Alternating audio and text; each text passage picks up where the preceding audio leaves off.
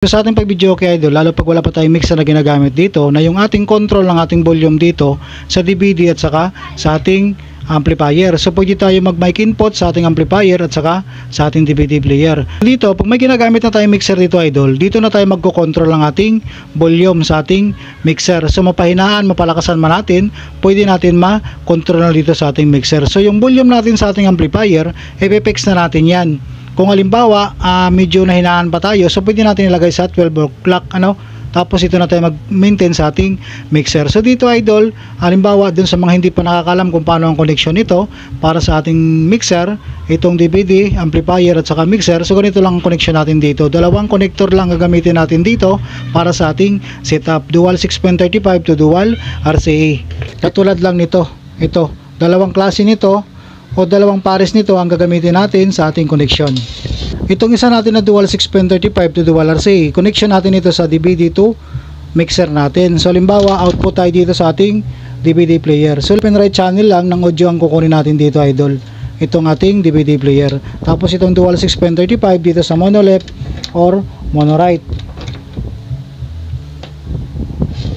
Ito yung pangalawa na connector natin, pareho lang din sa connection na unang kinonect natin sa ating DVD to mixer. So ito, main output ng ating mixer, left and right channel lang.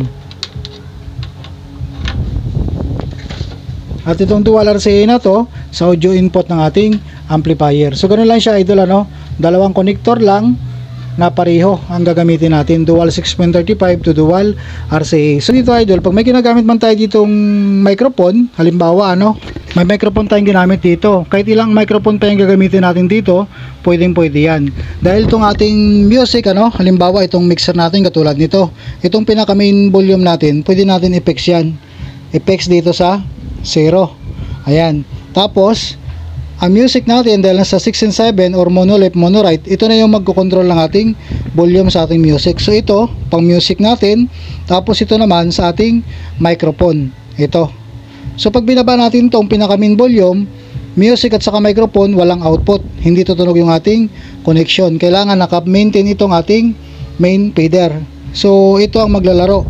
Kung halimbawa mayroon pa tayo dito microphone sa ating 4 channel, so ito lang din ang volume ng ating 4 channel. So kahit naka-volume yan, saka tutunog yung ating connection dyan. Maliban pag ito ay nakababa, walang output na lalabas dahil itong pinaka main volume ng ating feeder.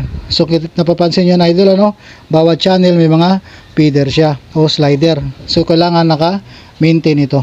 Kung gusto natin pahinaan yung ating music, ito lang ang galawin natin. Kung gusto natin palakasan yung ating microphone, ito lang gagalawin natin. Ayan dito na yung control natin. So kung gusto pa natin palakasan o nahinaan tayo sa ating sound, pwede pa tayo magdagdag ng volume sa ating amplifier. So mag-maintain na tayo ulit doon ng ating volume. Tapos dito na lang din tayo mag-control sa ating music, microphone.